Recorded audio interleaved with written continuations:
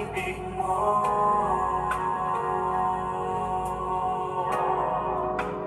Gaano man kalayo ang langit, pag-ibig mo'y para sa lahat. Luluhod ako sa palad mo, sasamba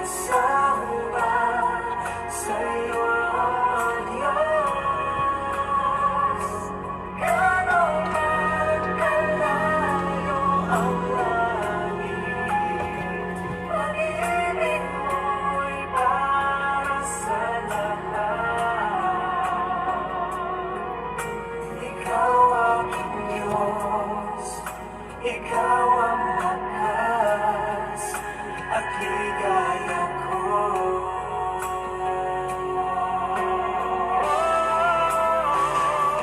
Gaano man kalayo ang langit, pag-ibig mo'y para sa lahat.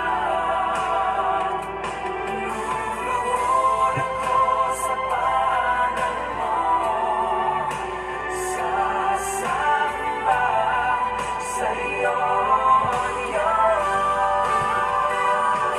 Gaano man kalayo ang langit, pag-ibig mo'y para sa lahat.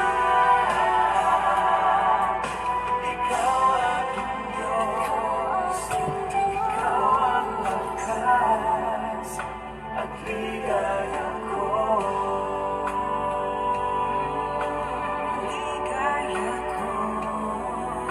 Ikaw aking Diyos, ikaw ang lakas at ligaya ko.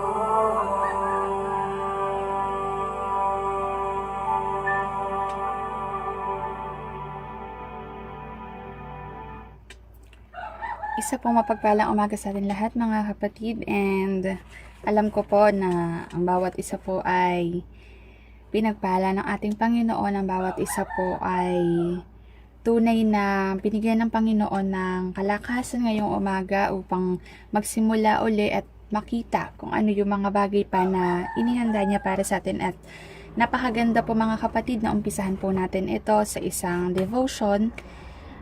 Tayo po muna imanalangin. Once again, Panginoon, tinataas, dinadakila at pinupuri namin ang nag-iisang pangalan mo. Maraming salamat sa isang napakagandang umaga na muli ay ibinagkaloob mo sa bawat isa sa amin. Alam namin, Panginoon, na ang bawat umagang dumarating sa aming buhay ay may daladalang panibagong pag-asa, panibagong pagpapala at panibagong karunungan na nais kang ipaabot sa bawat isa. Panginoon, gamitin mo ang mga oras na ito upang mapag-aralan namin ang iyong mga salita at kung ano man ang mensahe na nais mo ipaabot sa bawat isa sa amin. Nawa ito ay tumuhi mo sa aming mga puso at magsilbing kalakasan namin sa buong araw na parating. Ito po ang aming dalangin sa nag-iisang pangalan mo, Jesus. Amen. Muli po mga kapatid, isa pong mapagpalang umaga sa ating lahat, and bilang panimula po, atin po munang basahin ang ating key verse sa oras na ito. Mula po ito sa Corinthians chapter 2 verse 1 Corinthians chapter 2 verse 3 and 4. Sa wikang Ingles, and I was with you in weakness and in fear and in much trembling.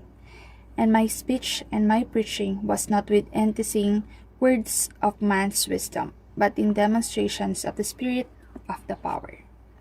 Sa wikang Tagalog naman po, at ako'y nakisama sa inyo na may kahinaan at may katakutan at may lubhang panginginig. At ang aking pananalita at ang aking pangangaral ay hindi sa mga salitang panghihikayat ng karunungan, kundi sa patutuo ng Espiritu ng kapangyarihan. Hallelujah! Purihin po natin ang pagkakabasa ng salita ng ating Panginoon, and wait lang po mga kapatid.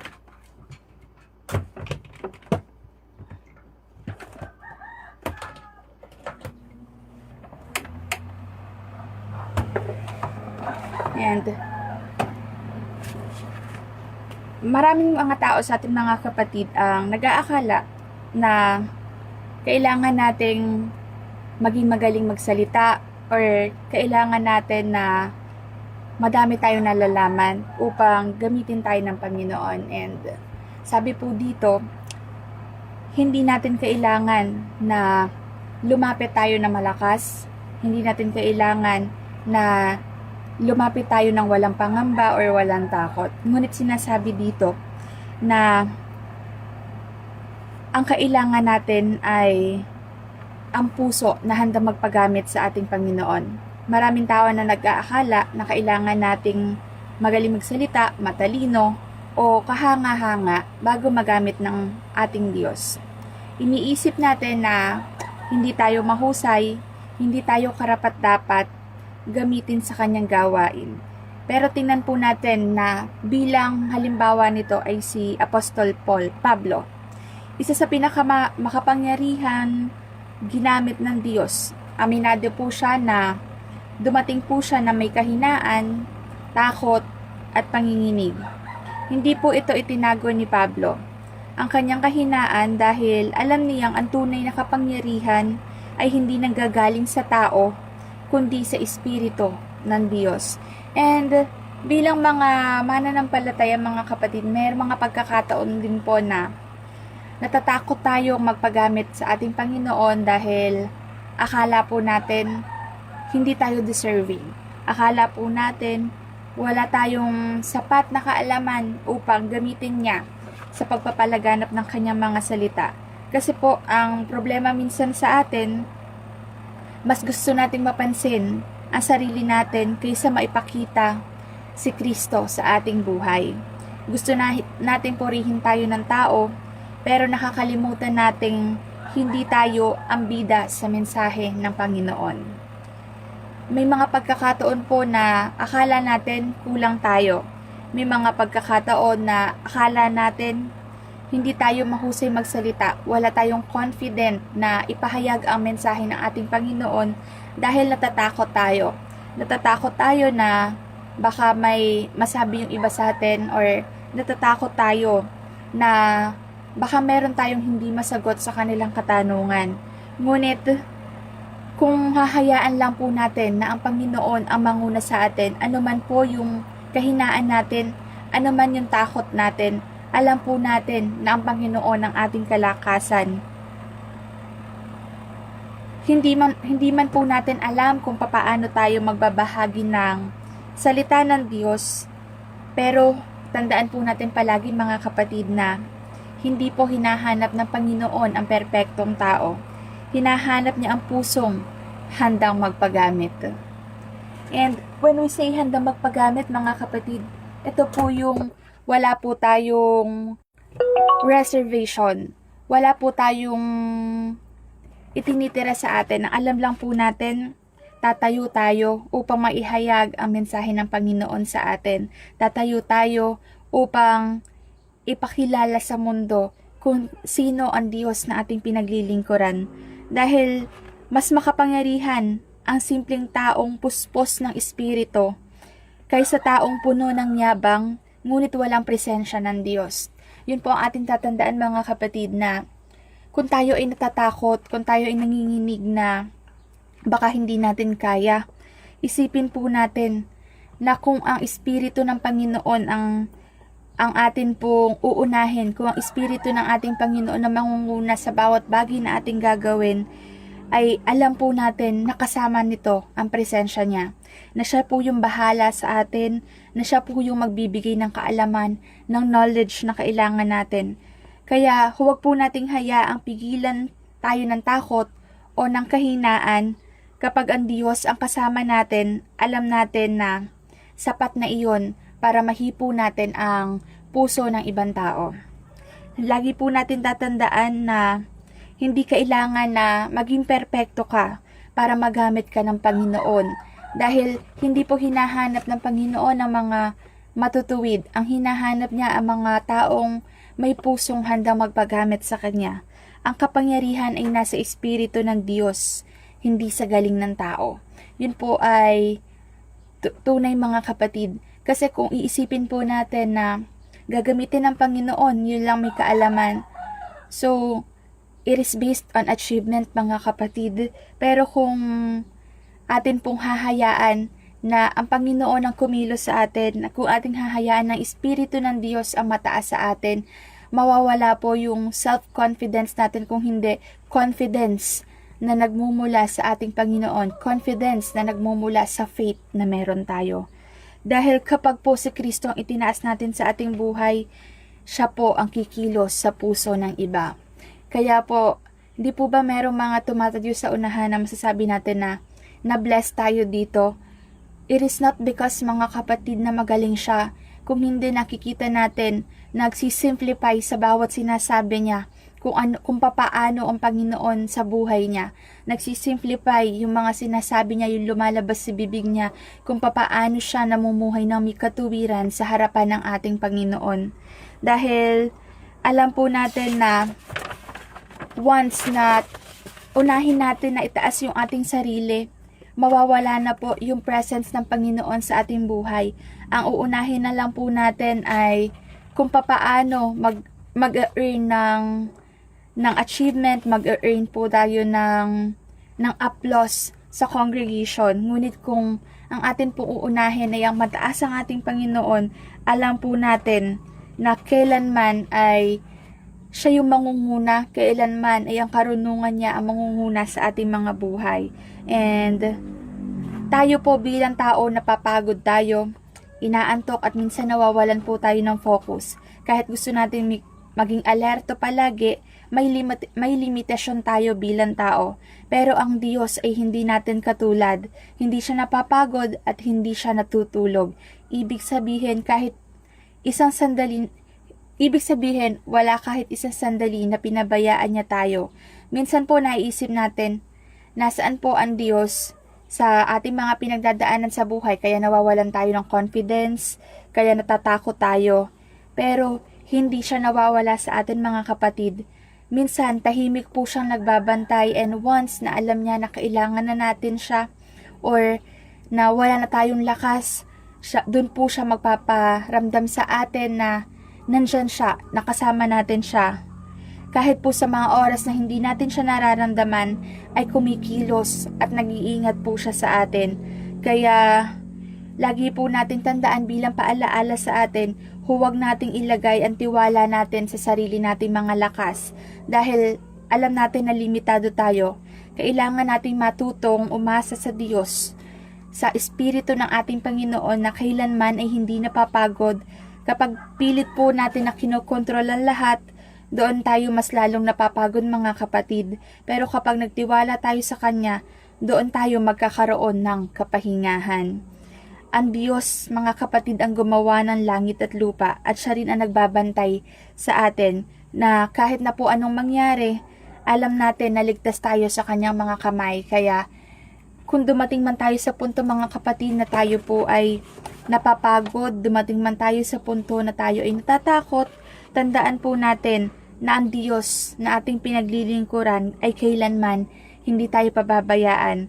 Dahil once na magtiwala tayo sa Kanya at hindi tayo umaasa sa sarili nating lakas, ay alam natin na siya yung magpo-provide, siya yung magpupuno, siya yung magbibigay ng mga bagay na akala natin ay hindi natin makakamtan. Dahil sabi po sa awit 56 verse 3 and 4, kapag ako'y natatakot, sa iyo ako nagtitiwala. Sa Diyos na ang salita ay aking pinupuri. Sa Diyos ako nagtitiwala at hindi matatakot. Hindi po maiiwasan mga kapatid sa ating mga buhay ang matakot po tayo, ang magduda sa ating kakayanan. Kahit ang mga taong matibay ang pananampalataya mga kapatid ay dumaraan din sa mga sandaling nanginginig ang puso at nagtatanong ang isip. Ngunit ang paalala ng salita ng Diyos, kapag po tayo ay natatakot at kapag po tayo ay may pagpipilian, magpatalo sa takot o magtiwala sa Kanya, piliin po natin ang magtiwala mga kapatid, dahil ang pagdududa po ay kasalanan. And delikado ito mga kapatid pagka ito po yung hinayaan nating manguna sa ating mga puso. Ang doubt mga kapatid ay parang anino. Kapag hindi mo hinarap ang liwanag ng katotohanan ng Diyos, lalalim at lalawak po ito. Kaya ang solusyon ay hindi takasan ng doubt, hindi takasan ng takot, hindi takasan ng panghihina, kundi dalhin ito sa presensya ng ating Panginoon. Dahil pag namuhay tayo mga kapatid na natatakot tayo, namumuhay tayo ng nanghihina tayo at hindi natin ito nilabanan, hindi natin ipinakita sa kalaban na anak tayo ng Diyos, na ang presensya ng Panginoon ang namumuhay sa atin, lalo pong lalakas yung takot sa atin, lalo pong lalakas yung pangamba, lalo po tayong manghihina. Ngunit pagka pinakita natin sa kalaban na natatakot man tayo, nanghihina man tayo, napapagod man tayo, nanginginig man tayo, ay sapat ang Diyos na ating pinaglilingkuran para mag-provide ng kalakasan sa atin. Kailanman po hindi mananalo ang takot sa kalakasan, sa kasiyahan, sa kagalakan na dala ng Espiritu ng Panginoon sa ating mga buhay. Maging tapat lang po tayo sa Kanya. Sabihin po natin sa Panginoon ang mga bagay na ikinakatakot natin, ang mga tanong sa buhay natin, ang ating mga pangamba, dahil na tiyak na hindi siya natitinag sa ating kahinaan. Ang tunay na pananampalataya ay hindi kawalan ng takot mga kapatid. Ito ay pagpili na magtiwala kahit may takot po tayo. Habang inaalala po natin ang katapatan ng Diyos sa ating mga buhay sa nakaraan, pag po natatakot tayo mga kapatid, alam po natin na balikan po lang natin yung buhay natin dati. Balikan lang natin kung papaano tayo inalis ng Panginoon sa takot, inalis ng Panginoon sa bawat pangamba, ay tiyak po na lalakas ang loob natin na harapin ang kasalukuyan. Ang Diyos na naging tapat noon ay hindi magbabago hanggang ngayon. Kung papaano niya po tayo tinulungan sa ating mga panginginig, sa ating mga takot, ay muli gagawin po ito ng ating Panginoon para lang maitaas ang pangalan niya. Dahil ang takot ay totoo mga kapatid, pero mas totoo ang katapatan ng ating Diyos. Kung mamumuhay po tayo sa takot, alam po natin sa sarili natin na hindi lubos ang pananampalataya natin sa Panginoon. Kung namumuhay pa rin tayo sa pangamba, alam natin sa sarili natin na hindi ganun ang pagtitiwala natin sa ating Panginoon. At kung namumuhay pa rin tayo sa pagdududa, ay paanyaya ito na mas lumalim po ang ating pananampalataya, dahil kung may doubt pa rin mga kapatid sa iyong puso, ay alam natin na may mga bagay pa na hindi mo isinusuko sa ating Panginoon. Dahil kung may takot pa rin sa iyong puso, alam po natin na hindi pa sapat yung pagtitiwala mo sa Kanya, dahil ang tamang sagot po sa bawat panghihina, bawat pangamba, bawat panginginig at bawat takot na meron tayo ay ang wagas na pagtitiwala. Pagtitiwala na kahit hindi mo pa nakikita yung sagot, pagtitiwala na kahit tila po ba wala pang kalinawan yung nais ng Panginoon na ipaabot sa atin, ay nagtitiwala na po agad tayo na sa dulo nito, nandun yung tagumpay, nandun yung blessings, nandun yung breakthrough. Dahil alam po natin na gagamitin at gagamitin ng kaaway ang mga takot na meron tayo, ang doubt na meron tayo, para hindi tayo magpatuloy. Ngunit kung ang mga sagabal na ito ang sisira sa magandang plano ng ating Panginoon, huwag po tayo magpatalo mga kapatid. Magpatuloy tayo, magpagamit tayo mga kapatid. Ipakita natin sa Panginoon na natatakot man tayo, ngunit buo ang ating pagtitiwala, buo ang ating pagsamba sa Kanya, at buo ang pananampalataya na meron tayo, na anuman po ang kaharapin natin sa buhay, anuman po ang pagdaanan natin, ay hindi tayo magpapatinag, dahil alam po natin na ang Diyos na ating pinaglilingkuran ay buhay. And bilang konklusyon mga kapatid, alam ko po na ang bawat isa po sa atin ay dumadaan din po bilang nasa flesh tayo sa mga takot, sa pangamba, or sa mga pagdududa, pero huwag po nating hayaan na ang mga bagay na ito ang sumira sa magandang plano ng Panginoon sa atin. Hayaan po natin na ang Espiritu ng Panginoon ang manguna sa atin, ng Espiritu ng Panginoon ang magpakilala sa atin na hanggat nagtitiwala tayo, hanggat ang ating puso ay nasa Panginoon, kailanman walang paglalagyan ng takot sa ating mga buhay. And bilang pagtatapos mga kapatid, tayo po ay manalangin. Once again, Panginoon, tinataas namin ang pangalan mo. Nagpapasalamat kami, Panginoon, sa bawat mensahe na ipinahatid mo sa bawat isa. Yes po, alam namin na may mga pagkakataon na dadaan kami sa takot, na mangangamba kami. Pero alam din namin, Panginoon, na ang Diyos na aming pinaglilingkuran, kailanman ay hindi kami iiwan at hindi kami pababayaan. Patuloy mo po kaming bigyan ng kalakasan sa bawat araw, na sa bawat bagay na aming gagawin ay ikaw ang manguna, ikaw ang mataas. Nagpapasalamat kami, Panginoon, na muli ay binigyan mo ng kalakasan ng aming mga buhay, binigyan mo kami ng panibagong mensahe na makakapagpamulat sa amin na ang takot ay hindi dala ng aming pagtitiwala, ngunit ang takot ay dala ng aming pagdududa. Kaya hayaan mo magkaroon kami ng pusong handang magtiwala sa iyo anuman ang mga bagay na nangyayari sa aming mga buhay.